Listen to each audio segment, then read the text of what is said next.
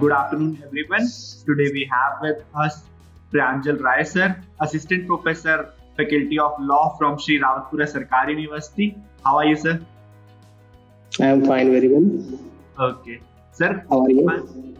My first question to you, you held a key position at the Educational Institute throughout your professional career. What are your roles and responsibility towards the students being the faculty at the Sri Rawatpura University? Sir, अगर मेरी career responsibility की बात की जाए तो मेरा main objective ये रहता है अपने बच्चों को पढ़ाने के लिए कि मैं अपने बच्चों को अगर पढ़ाऊं तो ये समझा सकूं कि उनके फ्यूचर के लिए उनकी स्टडी कितनी जरूरी है और क्या जैसे मैं बच्चों से पूछता हूँ अक्सर जब मैं क्लास में ज्वाइन जाता हूँ तो अगर नया बच्चा आया है तो मैं उससे पूछता हूँ कि आप बताइए कि आपको आगे करना क्या है। अगर आप प्रैक्टिस करना चाहते हो उस हिसाब से आप पढ़ाई करो, अगर आपको जुडिशरी में जाना है उस हिसाब से पढ़ाई करो। मेरा फोकस ये रहता है कि बच्चे को उसी हिसाब से पढ़ाऊं जिस हिसाब से बच्चा जो है अपने फ्यूचर देख रहा है और वो फ्यूचर का डिसीजन वो पहली क्लास से ले ले। जब वो क्लास में पहली बार ज्वाइन करे तो अपना डिसीजन लेके बैठा रहे क्लास में मुझे आगे करना क्या है। मैं यही अपना गोल रखता हूँ कि बच्चे को जो है उसका माइंड एकदम क्लियर होना चाहिए कि उसका फ्यूचर क्या है। ओके सर, मेरा नेक्स्ट क्वेश्चन है कि आप मतलब जो भी पढ़ाई करवाते हैं एक्स्ट्रा करिकुलर एक्टिविटी उसके अलावा, तो ऐसे वो कैसे डिसाइड करती है वो एक्स्ट्रा करिकुलर एक्टिविटी की बच्चे जो है फ्यूचर के लिए तैयार हो रहे हैं? सर, एक्स्ट्रा करिकुलर एक्टिविटी में सबसे मेन फोकस हमारा रहता है कि जिस हिसाब से हमारी पढ़ाई है, हम लोग के लॉ के फील्ड की जो हमारी पढ़ाई है तो बच्चे को फील्ड वर्क ज्यादा रहता है हमारे। अगर बच्चा प्रैक्टिस में जाता है, जुडिशरी में भी जाता है तो उसको जनरल पब्लिक से डील करना रहता है। तो हमारा फोकस ये रहता है कि एक्स्ट्रा करिकुलर एक्टिविटी में हम ऐसा कुछ कराएं जिससे कि वो जो है सोसाइटी से डील करे, लोगों से पर्सनली डील कर सके। तो जैसे कि हम लोग एजुकेशनल टूर पे ले जाते हैं, high court, supreme court, district court, कई बार हमने जेल टूर भी कराया है बच्चों को ताकि वो देख सके और उसको समझ सके कि सोसाइटी में होता क्या है। और कई बार हम लोग फ्री लीगल एड के लिए यहाँ पे अपना धनेली गांव है, पड़ता है जहाँ हमारा कॉलेज है, उस गाँव में भी हम बच्चों को डोर टू डोर लेके जाते हैं डील करने। ओके सर, आप कौन सी मतलब आपकी कौन सी इंटरवेंशंस रहती हैं और अप्रोचेस रहती हैं ये करिकुलम और टीचिंग के अलावा, मतलब और किस तरह से आप बच्चों को प्रोत्साहन देते हैं कि आप पढ़ाई की तरफ ध्यान दो या अपने गोल्स को अचीव करना चाहो, क्या आप डायरेक्शन देते हो? सर, मेरा ये रहता है कि सब्जेक्ट को जितनी ज्यादा इजी तरीके से बताऊं और जितना ज्यादा इंटरेस्ट से दिखाऊं।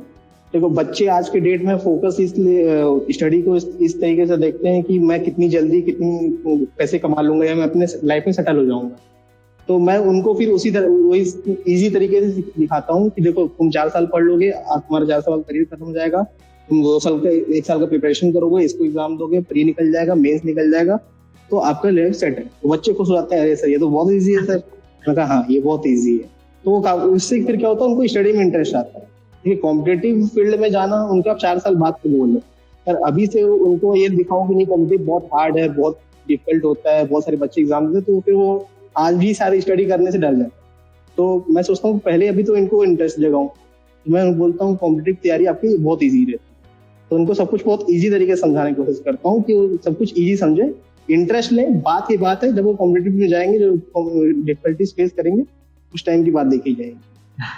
ओके सर, ये काफी अच्छा मतलब सुझाव है मतलब बच्चों के लिए।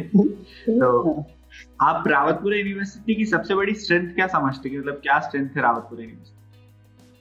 सर, रावतपुरा यूनिवर्सिटी का सबसे बड़ी स्ट्रेंथ है सर यहाँ का वर्क कल्चर, और यहाँ पे जो बच्चों के ऊपर फोकस किया जाता है काफी, मतलब कि समझ लीजिए कि बच्चों को हर स्टेप पे इनको फॉलो किया जाता है। बच्चों के कितने कोर्स कंप्लीट हुए, कितने टॉपिक कंप्लीट हुए, बच्चों ने कौन से सब्जेक्ट कंप्लीट कर लिए हैं, अभी इनके कौन से सब्जेक्ट बाकी है, कोई टीचर ने क्लास कोई कंप्लीट हो गई। ऐसे भी होता है कि जैसे कि टीचर ने बोला कि हमने 40 क्लास ले ली है सर, मेरा ये टॉपिक हो गया, तो फिर भी अगर लगता है कि नहीं अभी और क्लास लेनी है, बच्चों से भी फिर उसके बाद फीडबैक लिया जाता है। बच्चों को लगता है नहीं सर ये मेरा टॉपिक अभी और पढ़ना है, तो फिर वापस से वो टॉपिक पढ़ाया जाता है और टीचर्स को बोला भी जाता है कि आप वापस से बच्चों को पढ़ाइए। अगर एक बच्चे को भी दिक्कत है उससे भी फीडबैक लिया जाता है। तो सबसे अच्छी बात है कि यहाँ पे हर स्टेप पे बच्चों को देखा जाता है और फॉलो किया जाता है, उनका फीडबैक भी बहुत जरूरी होता है हमारे लिए। ओके सर, ऐसा कोई सजेशन देना चाहेंगे आप यूथ को, जो भी बच्चे मतलब प्रिपरेशन करते हैं या फिर पढ़ रहे हैं उनके लिए? मैं पढ़ने वाले बच्चों को एक चीज ये सजेस्ट करना चाहूंगा कि आप कभी भी जब आप कोई भी स्ट्रीम की पढ़ाई कर रहे हो तो आपको एक बार कॉम्पिटिटिव एग्जाम की तैयारी जरूर करनी चाहिए। जब आप तैयारी करोगे तो एक्चुअल में आप उसको निकालो नहीं निकालो वो बात की बात है, और उससे लर्निंग काफी कुछ मिल जाती है आपको। आपको ये समझ में आ जाता है कि सब्जेक्ट कितना इजी था या कितना हार्ड था, मुझे मेरे अंदर क्या कमियां रह गई हैं, क्या मेरे को सुधार करनी चाहिए। अब खास तौर की चीज समझ में आती है कि कमियां क्या थी मेरे अंदर, अगर नहीं निकलता तो। और निकलता है तो ये को भी समझ में आता है कि मैंने क्या चीज अलग किया दूसरों से। तो अपनी लाइफ को एक काफी अच्छे लेसन मिलता है अगर आप प्रिपरेशन करते हो। तो प्रिपरेशन हमेशा करो, ये सोच के कि मेरा निकलेगा नहीं निकलेगा वो बात की बात, हमेशा एक कॉम्पिटेटिव एग्जाम की प्रिपरेशन जरूर करो। Okay sir, thank you so much sir आपका कीमती वक्त देने के लिए।